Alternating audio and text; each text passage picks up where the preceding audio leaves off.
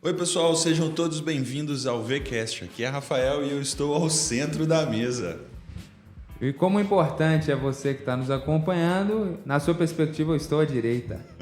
E me sobrou o lado esquerdo. Meu nome é Samir, estou participando aqui desse podcast. É isso aí, pessoal. Aqui é uma iniciativa do Seminário Bíblico Veritas. Nosso seminário é situado na cidade de Juiz de Fora.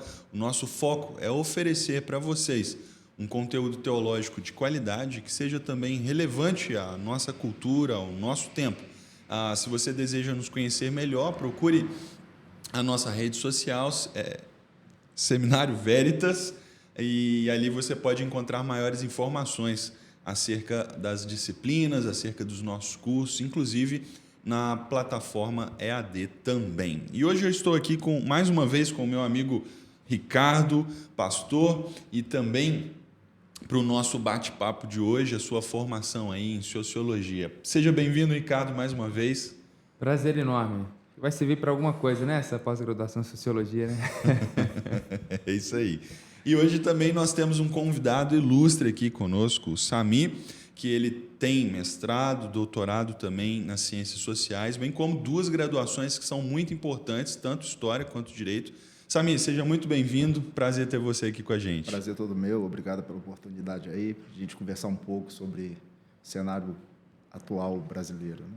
Legal, muito bem, gente. O assunto de hoje é pauta-bomba, como diz o pastor Ricardo, é pauta-bomba, porque hoje nós vamos conversar sobre o cristão e a política. O cristão e a política. A gente viveu aí tempos complicados, né, em termos políticos, em termos realmente da realidade, da interação do cristianismo, da igreja com a política. Então a gente precisa conversar sobre isso e a gente trouxe os nossos amigos aqui para nos ajudar um pouquinho. E eu quero começar aqui com o Samir perguntando como que ele avalia o cenário político atual do nosso país. Samir, o que você tem a nos dizer sobre isso? Então, o cenário político eu acredito que está indefinido, caótico, e não vejo melhoras por um bom tempo, porque tem a ver com uma relação de diálogo, o que nós não vimos durante esses últimos meses, né? Que antecederam a questão política das eleições, e nenhuma perspectiva de melhora. Por quê?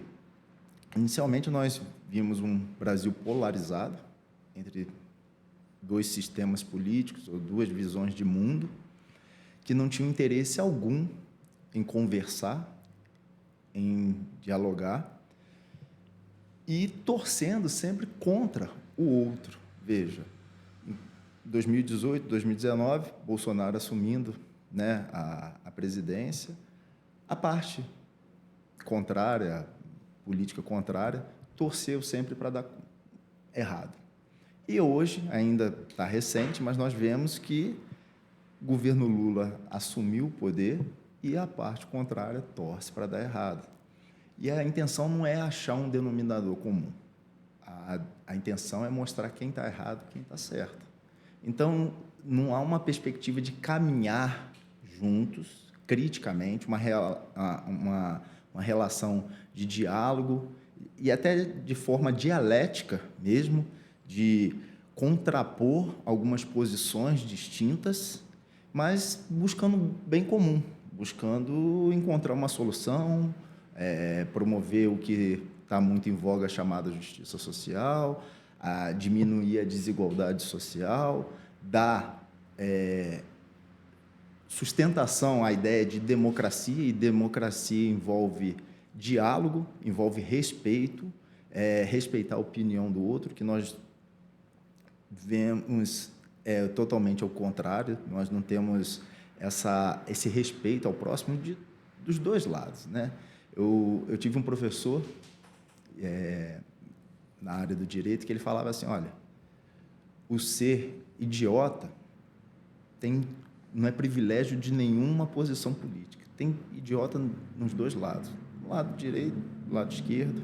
Então, a gente percebe que o cenário do Brasil é um cenário caótico, de acusações, diferentemente, às vezes, se a gente acompanhar a política internacional, ainda que haja oposição, a população em determinados países ela tem esse controle de saber, olha, existe a oposição, mas aquilo que é um núcleo da sociedade, aquilo que é mais importante para a sociedade, as pessoas precisam chegar a um resultado, precisam se apoiar.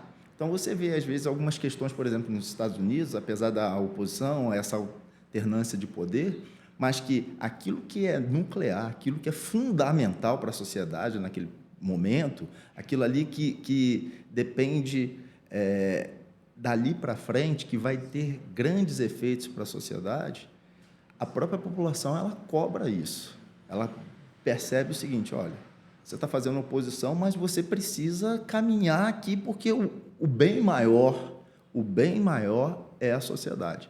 E aqui a gente tem uma disputa por egos. É quem está certo, independente. E em determinados momentos, o que a gente encontra é quanto pior, melhor. Só para finalizar aqui a minha contribuição inicial, tem um autor, um filósofo, Agamben, Giorgio Agamben, italiano, e ele tem um livro chamado O Estado de Exceção. O que é o estado de exceção em linhas gerais? A gente encontra aí estado de sítio, estado de defesa, são situações atípicas, né? Que o Estado, às vezes, precisa intervir, há uma suspensão de algumas regras sociais, de algumas normas, inclusive alguns direitos, para que, diante de um estado de sítio, de calamidade, qualquer situação assim mais atípica, é necessário que o Estado intervenha para normalizar, ou seja, você abre mão de alguns dos seus direitos, inclusive de alguma parte da sua liberdade, para que o Estado possa normalizar e a sociedade possa conviver de maneira pacífica e retornar à situação normal. E aí o filósofo italiano ele traz a ideia de que esse estado de exceção, ele, na verdade, em vez de ser exceção, ele tem se tornado a regra. A gente cria alguns monstros, alguns medos, alguns fantasmas, alguns inimigos, porque isso nutre na sociedade um estado de medo que te permite, aquele que está no poder, aquele que está almejando, às vezes, uma posição de poder, intervir e cooptar essa sociedade, esse grupo. Então, o que nós vimos nos últimos tempos, e continua sendo assim, se nós acompanharmos as redes sociais, é que se criou um estado de exceção, se construiu ou construíram algumas pessoas ou alguns fantasmas, alguns inimigos, de um lado, de outro. Criou-se uma histeria social na sociedade, em que, olha, se você votar em fulano, vai acontecer isso. Se você votar em cicrano, vai acontecer isso.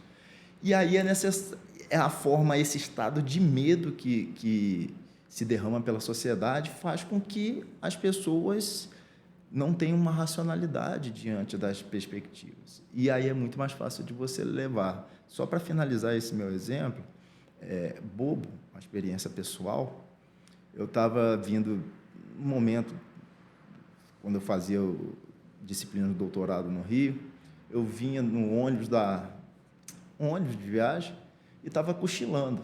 E, de repente, o ônibus bateu num carro. Estava chovendo, o carro rodou, o ônibus bateu no carro. E eu estava cochilando. Só que as pessoas que estavam acordadas, que viram, começaram a gritar. E eu acordei gritando, não sabia nem o que estava acontecendo. Porque é o estado de medo. Se alguém não interessa o que é. Não interessa. E a gente viu isso também, um outro exemplo, realmente para finalizar, mas na pandemia, qual que foi o produto inicial que acabou? Foi o papel higiênico.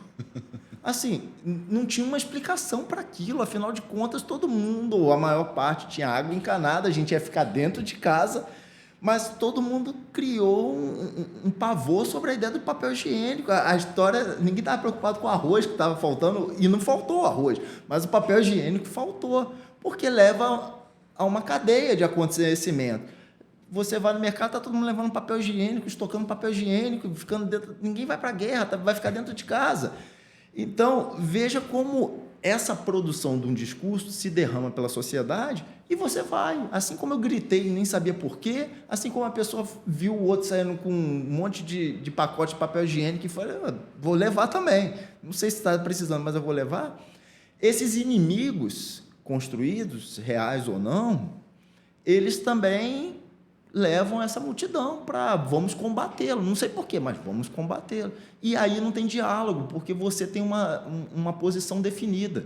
Então, existe o lado A, existe o lado B, existe a esquerda, existe a direita. A gente não faz uma autocrítica, que é o grande problema, né? Os nossos candidatos se tornam uma deidade e está instalado o caos. E isso só favorece quem está lá em cima.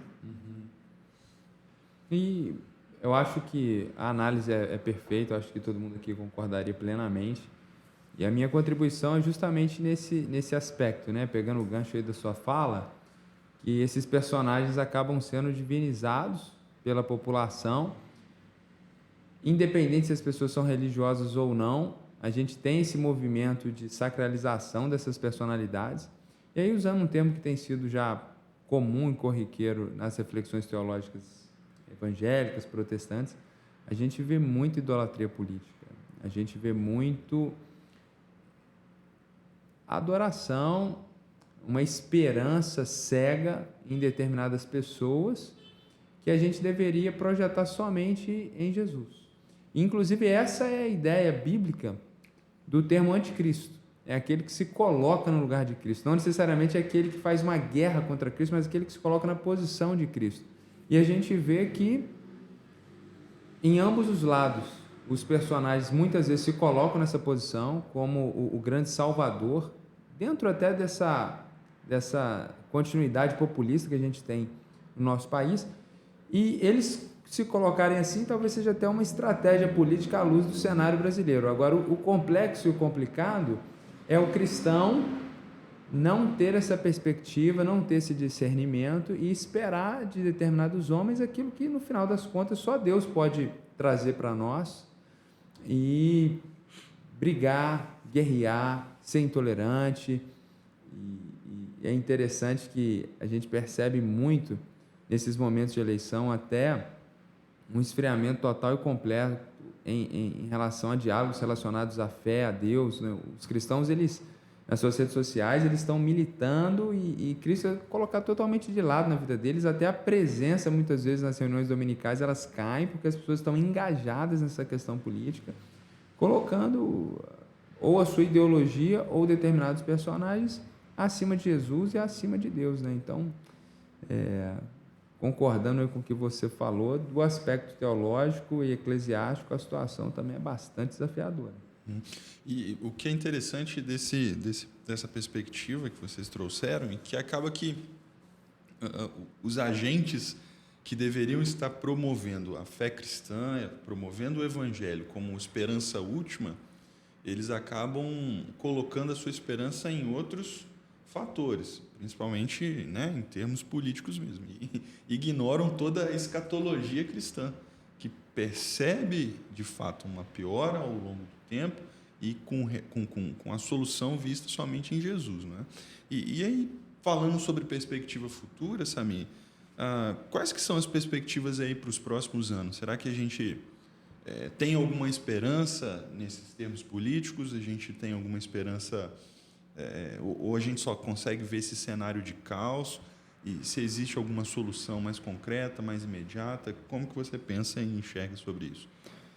Então, eu penso o seguinte, que o caos, ele está instalado, eu acho que ele perdura, mas é necessário, num determinado momento, haver uma ruptura, parar e mudar a forma de operar, a forma de fazer política. Porque nenhum país, nenhum governante consegue governar diante de um caos, de uma dissidência muito grande, né? O parlamento, né, a questão dos deputados, dos senadores, é necessário ter diálogo. O grande problema hoje, parece clichê, mas qualquer mudança, qualquer adesão, qualquer aceite mesmo, né, é baseado no diálogo. O que nos falta hoje em dia é justamente essa questão. Você vê em todos os campos, dentro das universidades, que chega a ser contraditório, porque, afinal de contas, né, a chamada inteligência, que é a classe média, universitária, produtora de conhecimento, e que temos um discurso muito forte voltado para essa ideia da tolerância, do respeito a valores básicos, fundamentais, esculpidos na própria Constituição Federal, o direito a sua prática religiosa, seu pensamento, livre pensamento, né? Então, o que a gente tem encontrado hoje eu caminho muito, frequento, né? Assim, caminho no sentido de estar junto desse ambiente universitário, que eu vi durante esse processo de encrudecimento das relações políticas, eram pessoas que tinham uma perspectiva, ou tinham um discurso de tolerância, de diálogo, disso, falar abertamente de que, olha, com fulano que tem uma posição política tal, eu não converso. Agora a gente vai falar, e aí é que cada um vive no seu gueto, cada um vive no seu feudo. Então, as mudanças que eu pretendo, que eu gostaria que houvesse, ela só é possível a partir do momento que eu chamo o contrário para conversar e olhar a sua perspectiva e ele olhar a minha perspectiva. Agora, se a gente ficar pegando aqueles que aceitam ou pensam igual a mim, coloca aqui, não converso com ele, o caos continua da mesma forma. Por quê? Não existe um grupo majoritário no Brasil hoje. Nós vimos aí os resultados das eleições. Foi acirrado, foi muito acirrado. Então, ainda que houvesse um grupo bem minoritário politicamente, que fizesse barulho, talvez as coisas poderiam andar de uma certa forma. Mas como está rachado, 50%, 50%, tanto que tivemos esses problemas, né, de questionamento e tal, e não cabe entrar aqui, mas isso é um reflexo da sociedade. Então, em um determinado momento, qualquer situação, e a gente vê isso de maneira histórica, tá?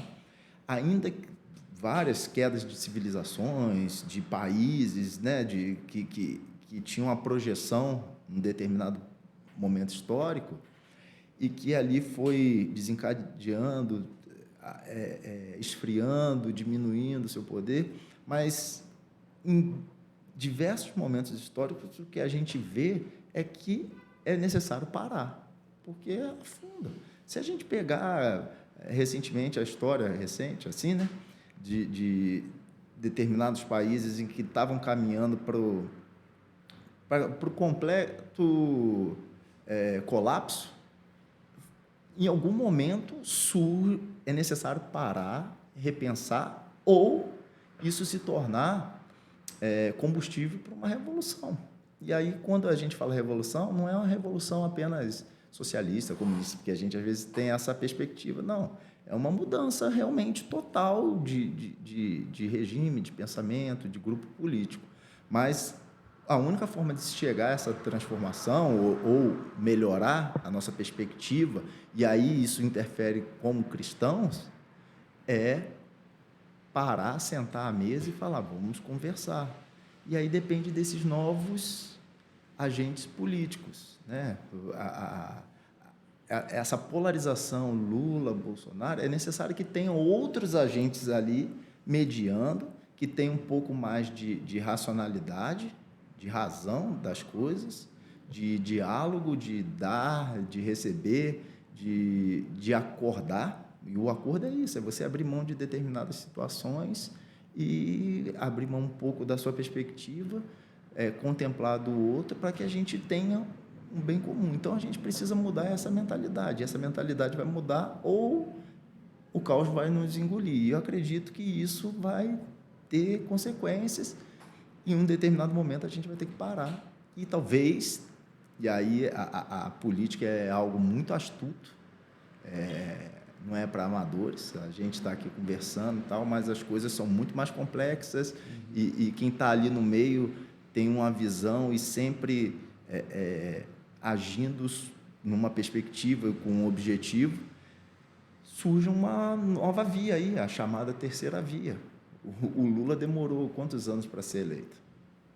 Né? E a política é isso, é você engendrando ali aos poucos uma ideia que o sujeito fala assim, talvez, quem sabe, eu acho que a solução é...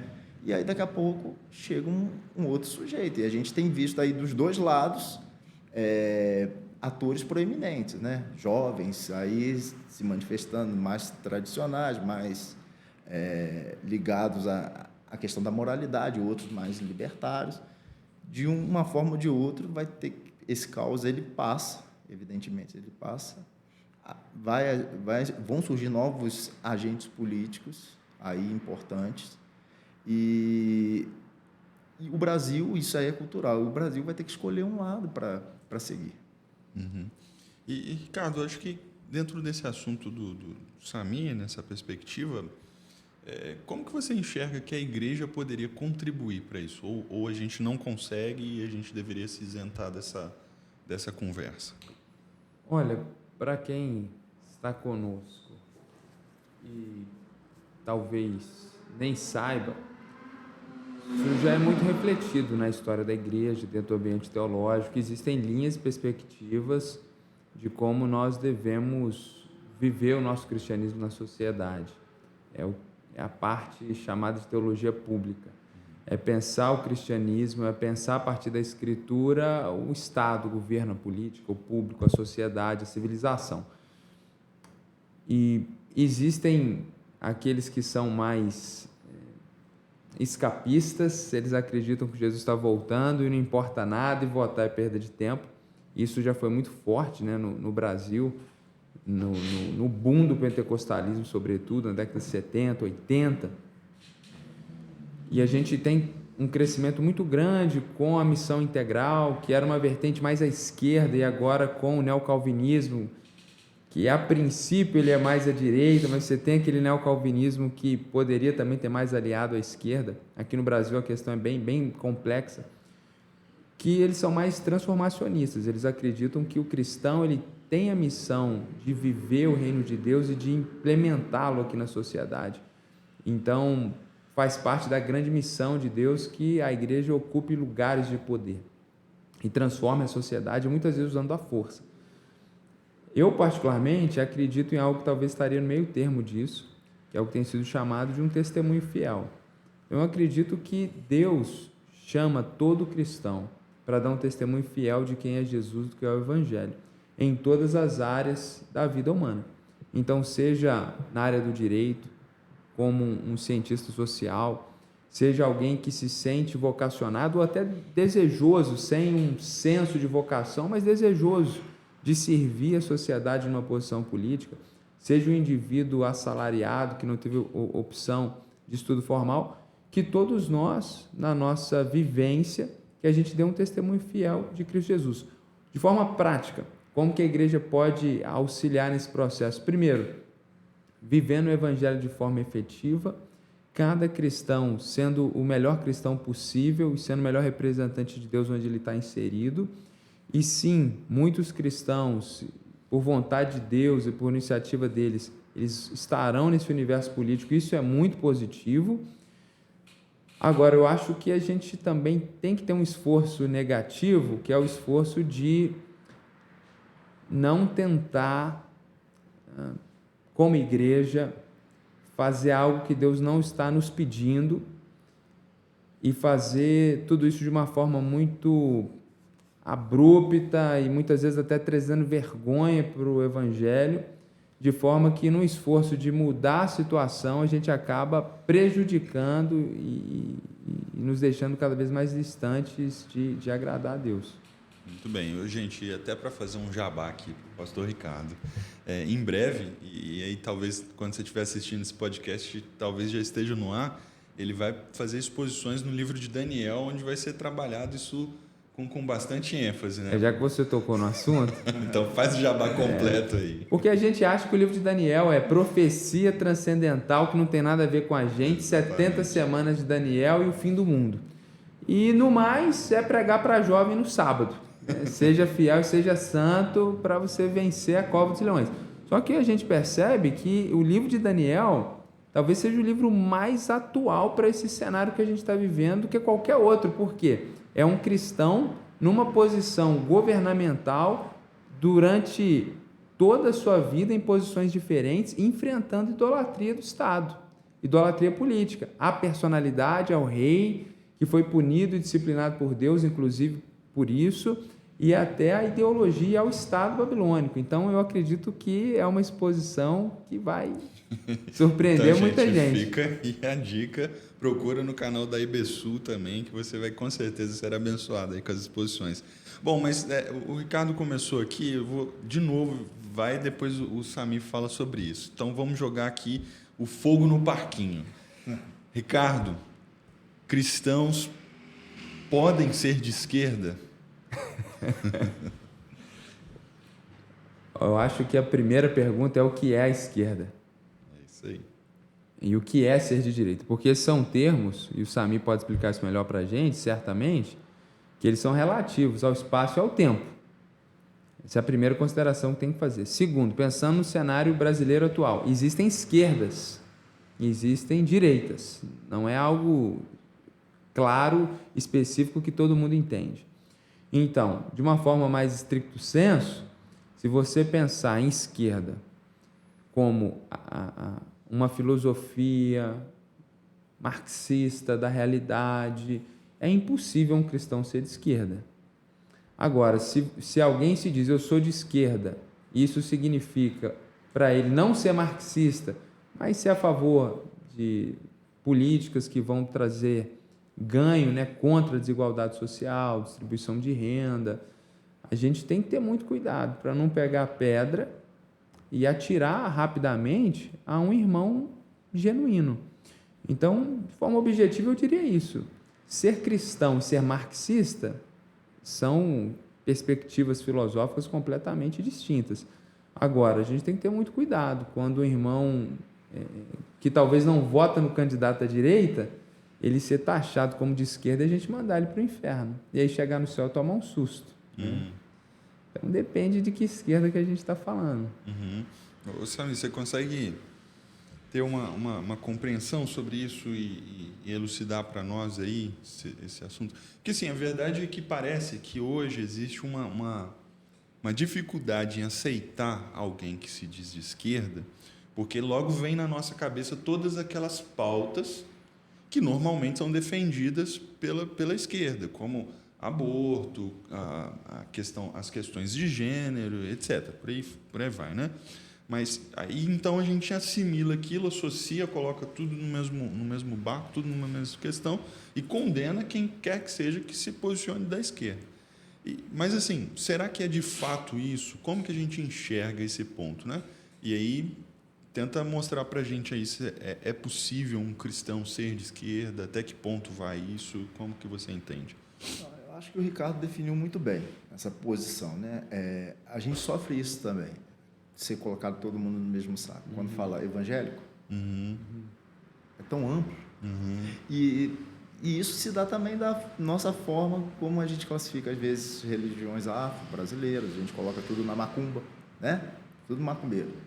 E é assim, por falta de conhecimento nosso mesmo e conhecimento sobre os evangélicos. São igrejas, existem as igrejas históricas, protestantes, essas igrejas neopentecostais, pentecostais, enfim, há nuances dentro do meio evangélico, há um grupo mais fundamentalista, há um grupo mais comedido, mais racional no sentido da perspectiva, e assim também se dá, como o pastor Ricardo colocou muito bem, na esquerda e na direita. Existem grupos mais radicais na esquerda, com essas pautas, uma série de pautas. Existem grupos mais radicais na direita, que tem que matar mesmo, tem que jogar arma na população, liberar para todo mundo e cada um fazer a sua segurança. Agora, nessa perspectiva do pastor Ricardo trouxe, essa visão da esquerda, a esquerda, né, de uma forma bem simples, bem sintética, esse pensamento de esquerda, inicialmente essa ideia de esquerda e direita era justamente na posição dentro do parlamento francês que se colocava um determinado grupo à esquerda, um determinado grupo à direita, os de esquerda e de direita. E as ideias vieram surgindo, então, manifestadamente, essas ideias se aproximavam ou vinham desses grupos que estavam da esquerda, o grupo da direita, então ficou... Então, é uma questão situacional, onde você está localizado de frente para o rei, basicamente isso. Não te define. Mas a esquerda, como a gente entende hoje, e o que a gente vê em voga, é essa perspectiva de uma justiça social, de uma diminuição da desigualdade, de reconhecimento de cidadania, porque, de fato, a gente não pode também tapar o sol com a peneira, porque a gente vive num país cheio de desigualdades sociais. A gente vive num país que algumas identidades, e aí a gente não está falando de identidade de gênero, mas estou falando de identidade cultural, são negadas. E essa ideia de pertencimento é importantíssimo na formação do self, na formação do sujeito. Então, você quer ser reconhecido, quer ser respeitado, porque isso envolve uma cidadania. Então, nessa perspectiva de esquerda, eu acho que o cristão talvez tenha esse viés. Agora, eu vejo muito, como o pastor Ricardo trouxe, a perspectiva que você olha ideológica de esquerda, marxista, a gente tem um problema muito grande, porque a religião, por si só, já deveria ser exterminada. Então, assim, você fazer parte ou se autodeclarar que não, eu sou de esquerda, sou marxista, sou socialista, a religião não tem espaço dentro de uma ideologia esquerda, como a gente entende, né, marxista. A ideia de grupos, às vezes, inclusive grupos minoritários, isso é interessante. Veja bem, alongando um pouquinho aqui mais. Uhum. A esquerda, hoje, que defende uma série de pautas, esses grupos que são defendidos, vamos colocar assim, ou que se traz essas pautas, dentro de uma perspectiva marxista, e se você pegar exemplos práticos, históricos, são exterminadas, devem ser exterminadas. Nós tivemos recentemente, assim, né, para a história, isso é recente, salvo engano, 2018, a Copa da Rússia, que a União Soviética se esfacelou já na década de 80 e tal, mas ainda tem um sistema ideológico, apesar de ter se aberto, a Rússia ter se aberto para o Ocidente por conta, né, da globalização, da questão da economia internacional, há um sistema ideológico muito forte voltado para a ideia marxista, leninista. E eu lembro que no Sport TV, sempre quando tem esses grandes eventos, faz reportagens culturais sobre o ambiente e tal. E eles estavam batendo muito na tecla da questão do homossexualismo, que era algo proibido na Rússia. E aí você pega... É engraçado, você pega Che Guevara, você pega Fidel Castro, e aí as pessoas estão com a camisa, com aquela estrela, com o rosto do Che Guevara, falando isso e tal, e sou gay. Cara, em Cuba, as pessoas foram fuziladas no paredão por serem gays. Então, assim, é contraditório. Tem coisas que só acontecem no Brasil, e é graças à ignorância. Eu me lembro, assim, de um evento, um tempo atrás, que foi apreendido na Baixada Fluminense, numa sede de uma torcida organizada do Flamengo. Nada, é só coincidência, tá, gente? É só coincidência. Mas suástica e dizeres neonazistas, você entende que isso, como um torcedor do Flamengo, e eu não estou falando que todos são negros, não se trata disso não, mas nós somos miscigenados, e o arianismo é justamente qualquer tipo de impureza, né? Qualquer tipo de situação assim, ele deve ser exterminado. Então, assim, na torcida do Flamengo, os caras com apologia ao neonazismo. Poderia ser, inclusive, na torcida do Fluminense, do Palmeiras, qualquer coisa, mas, assim, não entra na cabeça. Então, resumindo, o cristão, no que a gente entende da esquerda hard, né, e com essas pautas, porque quando a gente fala e volta aí, né, essa esquerda soft, quando você lê Marx, pegando aqui um gancho, quando você lê Marx, você vai concordar com muita coisa que ele fala. Começa lá, Manifesto Comunista, a luta de classes, a história feita de luta de classe. Você olha aí, patrão, empregado. Eu trabalho como advogado e eu tenho vários processos de patrão com empregado, empregado com patrão. Você vê lá a ideia da mais-valia, de que você trabalha muito mais. Quem não reclama do próprio salário? Poxa, eu faço muito mais e recebo pouco. É a mais-valia, essa parte vai para alguém. E vai para alguém não é só para o empresário, não. Ela vai para o Estado. Ela vai para o Estado. Então, ela vai para o Estado pelos impostos, pela máquina pública ser ampla. Então, você vai concordar com algumas coisas, mas aí quando entra um cristão e dentro do contexto situacional aqui, das polaridades, em que você não consegue dissociar, sou de esquerda, mas o aborto eu não falo, sou de esquerda, mas o gênero eu não falo. Eu não sei como você consegue. Eu sou de esquerda, mas eu tolero o culto e vou defender o culto. Vou à igreja. A religião não faz mal, não, à esquerda. E nós vimos, não é Marx, a gente não está falando agora dos escritos de Marx, não. Nós vimos nessas eleições, vídeos recentes ou não, mas de políticos de esquerda falando do problema da religião.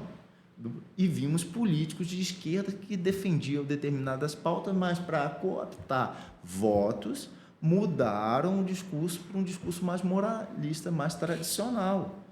Mas a intenção, e foi falado com todas as letras, é colocar uma pausa, colocar um freio na religião, porque o movimento religioso no Brasil, de uma forma geral e simplista aqui falando, ele da década de 80 para cá, ele cresceu de sobremaneira que hoje nós somos um país evangélico, com todas as nuances de ser evangélico.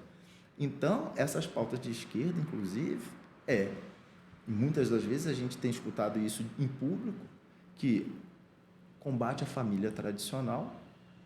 O que a igreja pensa disso? Aí se a igreja não vê nenhum problema em combater a família tradicional, beleza, dá para equilibrar. A questão do aborto, se a igreja não vê nenhum problema disso, dá para equilibrar. Questão de gênero, dá para equilibrar. E como a igreja lida com essa ideia da pós-modernidade, da fluidez, de que a gente busca tanto uma liberdade que entra, mais uma vez, na questão do caos.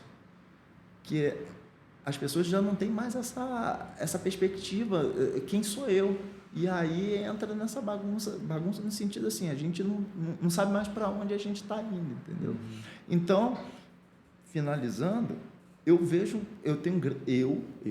talvez eu escute de alguém que se autodeclare sou de esquerda, que não tem nenhum problema e consegue conciliar, mas eu, hoje, eu não consigo tirar a ideia de esquerda das pautas.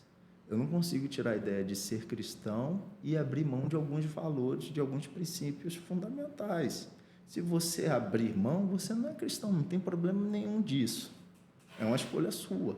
Mas não dá para ser contraditório, entendeu? Não dá para dizer, eu sou de esquerda, mas isso daqui, eu não concordo com isso, eu não sou a favor disso, mas eu voto no candidato aqui, que o cara que vai mexer lá em cima... Concorda. Então, assim, eu estou lavando as minhas mãos. Não, isso daqui eu não concordo, tal. Mas você está elegendo, ele está te representando.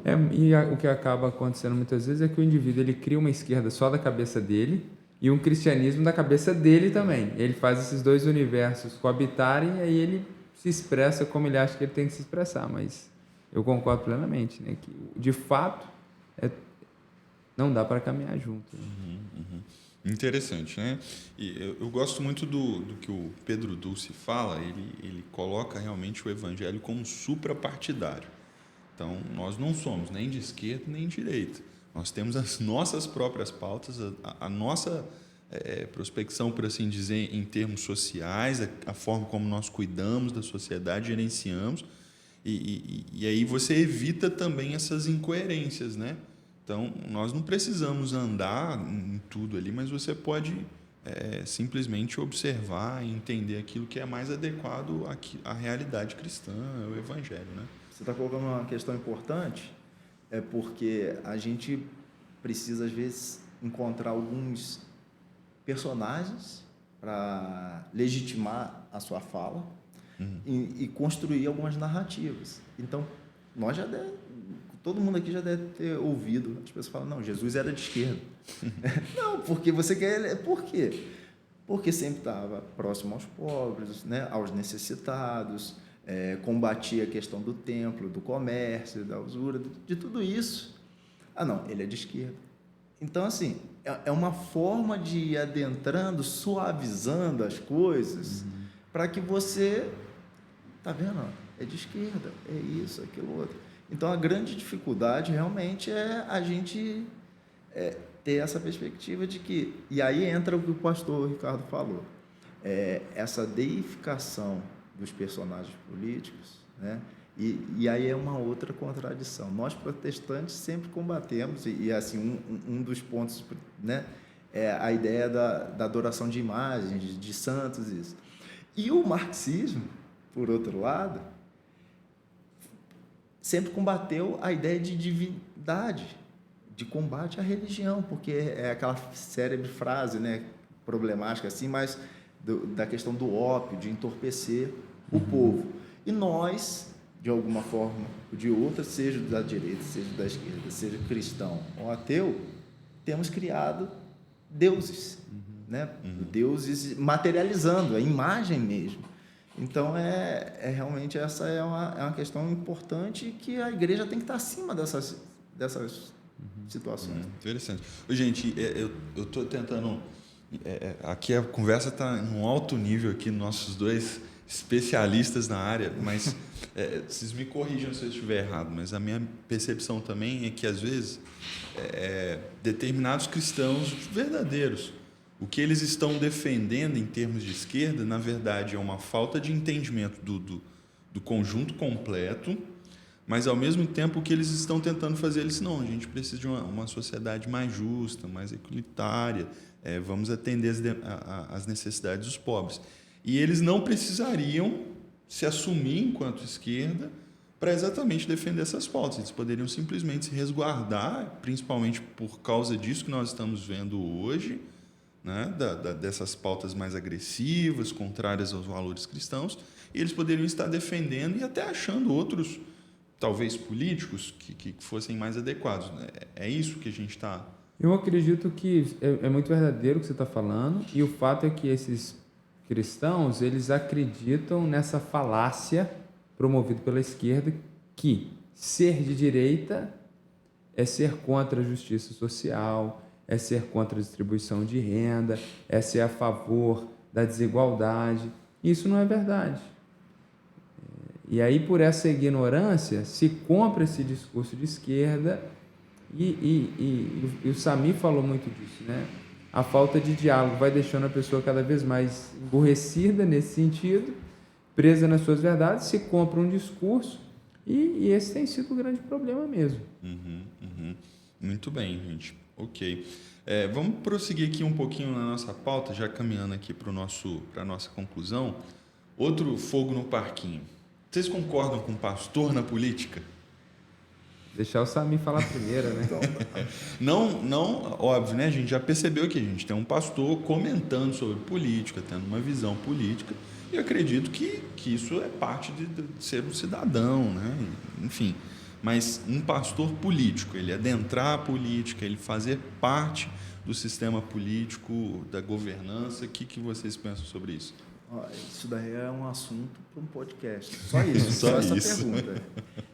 É uma posição difícil porque envolve assim, uma questão, uma análise social, filosófica, e pessoal.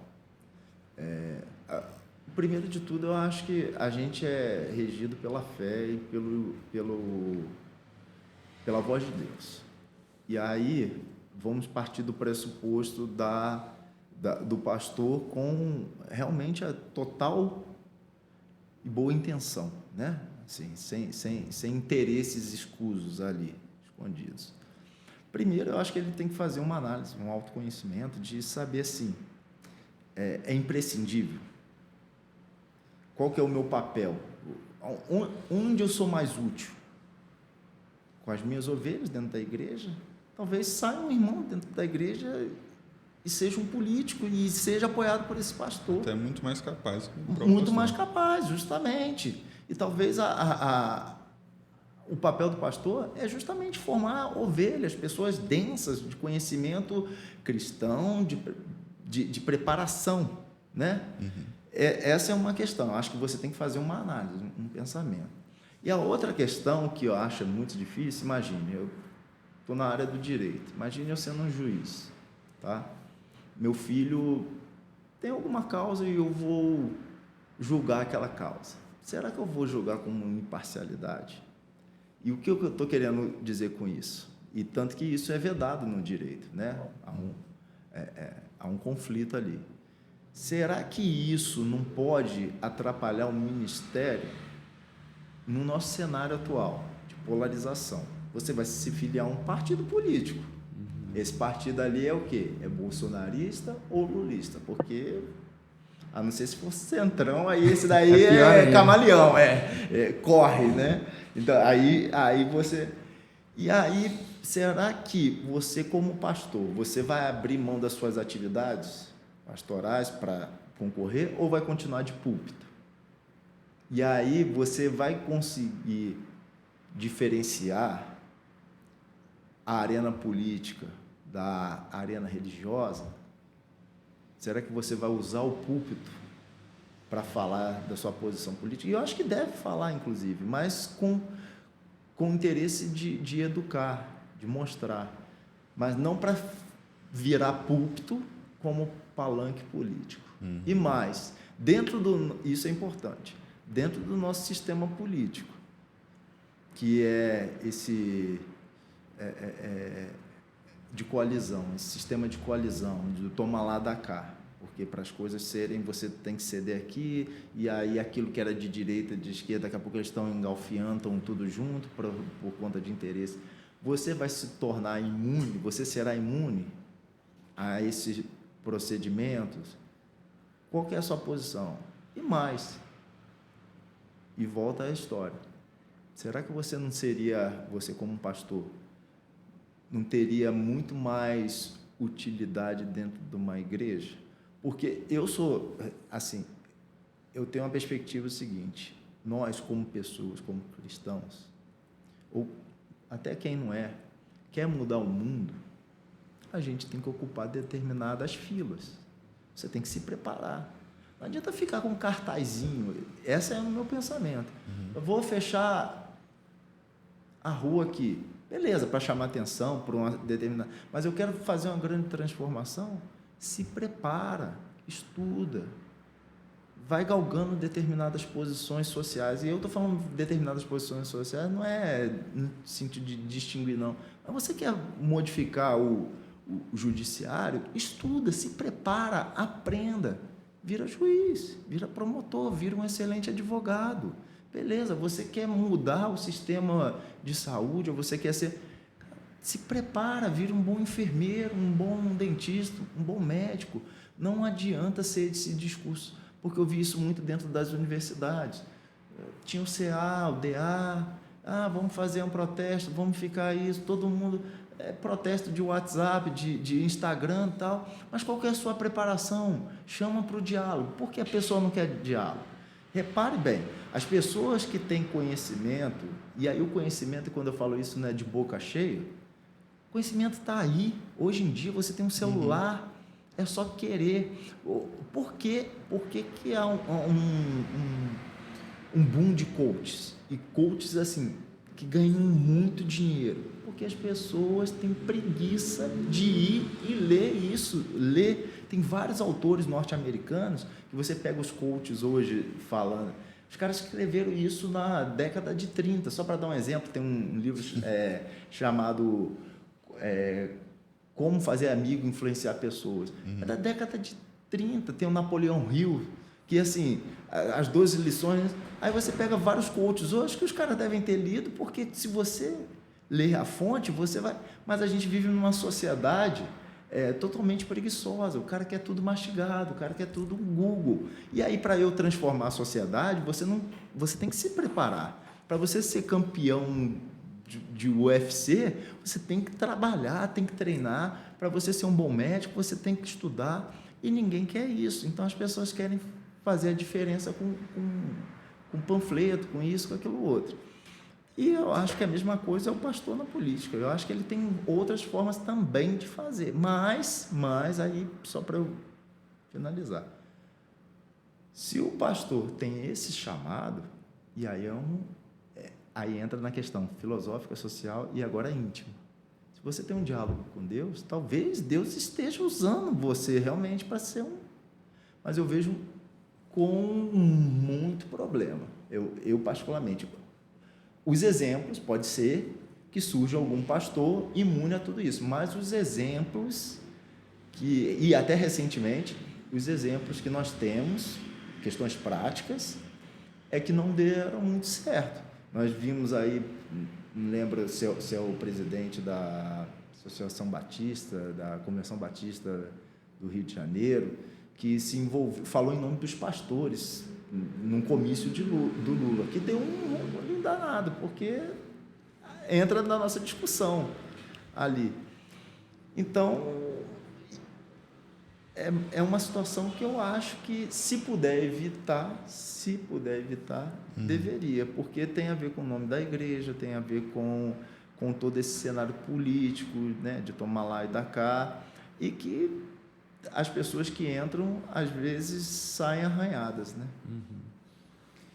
Bom, nessa mesma página, eu parto até de um pressuposto que é a minha teologia pastoral, ou seja, o que eu acredito que a Escritura ensina sobre o que é ser um pastor. Eu acredito que todo aquele que deseja viver para o Evangelho, ter um ministério pastoral, eles deveriam viver efetivamente do Evangelho. Ou seja, eu sou a favor do ministério de tempo integral. E aí, por um curto espaço de tempo, Paulo, quando não tinha recursos, ele usou de uma profissão que ele tinha para se sustentar, para se manter no ministério, e essa exceção de curto espaço de tempo, que a gente vê no Novo Testamento, ele recebendo ofertas para o ministério de tempo integral o tempo inteiro, esperando, pedindo isso inclusive, essa exceção virou regra. Então, hoje você tem a maior parte dos pastores fazendo uma série de outras ocupações, o que eu não acho positivo para a comunidade cristã. Pelo contrário, eu acho muito prejudicial. Então, eu não sou só contrário a um pastor ocupar uma posição política. Eu sou muito desfavorável que o pastor ocupe qualquer outra posição, a não ser que seja efetivamente necessário. Eu acho que existem contextos muito específicos onde isso, inclusive, é positivo. Mas o que eu acredito é que isso está totalmente invertido. Então, o indivíduo, ele é tudo e também é pastor. E aí, no final das contas, de uma forma muito prática, por causa da outra ocupação, ele não tem tempo de se preparar espiritualmente no seu discurso, e aí você chega domingo à noite, você vai ouvir um discurso esvaziado, superficial, sem significado, e isso vai fazendo com que esse cenário evangélico brasileiro esteja cada vez pior. Então, a partir dessa perspectiva, eu acredito que, se o indivíduo quer se voluntariar para ser um instrumento na sociedade, na vida pública, através desse universo político, ou se Deus está chamando ele para isso, ele precisa entregar o seu ministério pastoral, entregar o seu ofício, deixar que outro cuide das ovelhas de Cristo e vá viver, depois de se preparar muito bem, essa vocação para servir. Até porque, de uma forma muito prática, são dois universos que exigem muito do indivíduo. Ser pastor é um ofício que exige demais de uma pessoa, e ele, num ambiente, numa posição política, isso também é uma função que exige muito dele. E aí, certamente, é impossível que ele faça as duas coisas bem feitas. Então, eu acredito que se o indivíduo deseja ou se Deus o chama, ele tem que entregar o seu ministério pastoral e concorrer sem o PR antes do nome.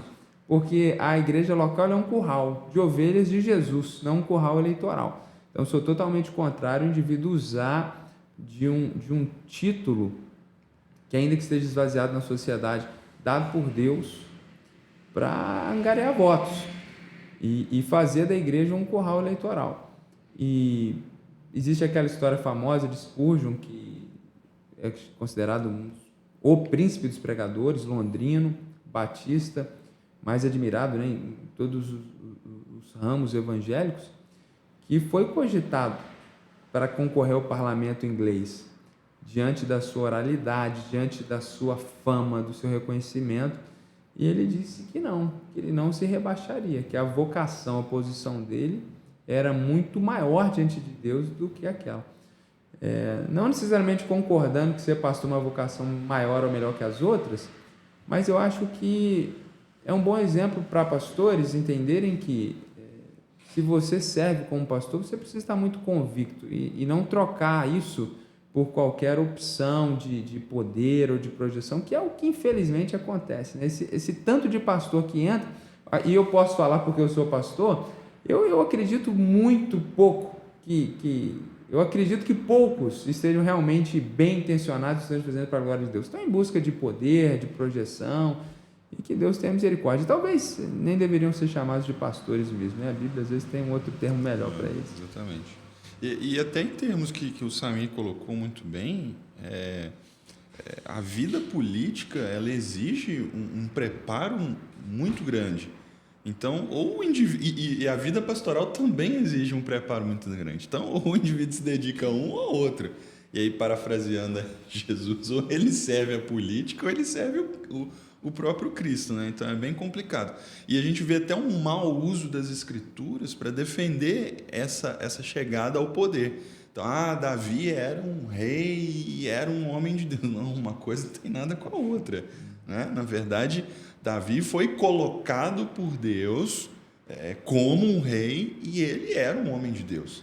Agora, quando a gente olha para o Novo Testamento, ou mesmo no Velho Testamento, a gente vê, não, os profetas eram profetas, os sacerdotes eram sacerdotes, os reis eram reis. E no Novo Testamento, os discípulos abandonam ali os seus ofícios, né, aqueles que foram chamados especificamente para o ministério, para que eles pudessem exercer o ministério de tempo integral, na medida do possível, como bem colocou o pastor Ricardo. Então, a gente percebe realmente que existe algum equívoco aí no meio do caminho, uma leitura um tanto quanto equivocada, deturpada dessa função aqui, né? Ô, gente, para terminar, então, aquela verdade que não pode faltar. Ricardo, aquela verdade que é um punch ali para cristãos e políticas. O que você tem a nos dizer aí para concluir? Do Senhor é a terra e a plenitude, tudo que nela há. Jesus é o Senhor sobre todas as coisas. Então, sim, Deus chama cristãos para serem sal e luz na sociedade, inclusive no campo político. Isso não é um problema. Agora, a igreja não pode se esquecer de qual é a sua primeira missão, que é glorificar Deus, fazendo discípulos de todas as nações, de todos os partidos, e o evangelho ele não pode virar refém de nenhuma pauta e de nenhum grupo. Amém. Muito bom. Samir, Eu quase faço as palavras do Ricardo as minhas.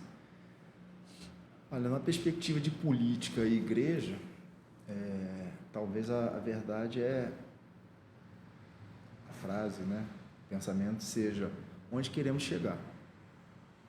Onde estamos e onde queremos chegar. Se é esse mundo, vamos continuar com as nossas lutas, né? Com as nossas oposições. Agora, se o nosso alvo é realmente Cristo, nada pode atrapalhar. Acho que nada pode ser empecilho. As pessoas têm que olhar, têm que colocar como valores, e aí não é só questão de valores de direita, esquerda, melhor, e isso eu acho que vale a pena a gente colocar, que a gente foi falando, não é ninguém aqui deixou claro de que a opção seria o Bolsonaro ou o bolsonarismo. Não, eu acho que isso é importante, porque a gente debateu muito sobre a esquerda, E aí eu sempre sofri isso, até nos meios acadêmicos e alguns colegas, até em tom de brincadeira, de que você é bolsonarista ou você é esquerdista. Então, assim, porque eu sempre fiz críticas aos dois lados, né? Mas eu acho que o foco é Cristo, é onde nós queremos chegar com isso.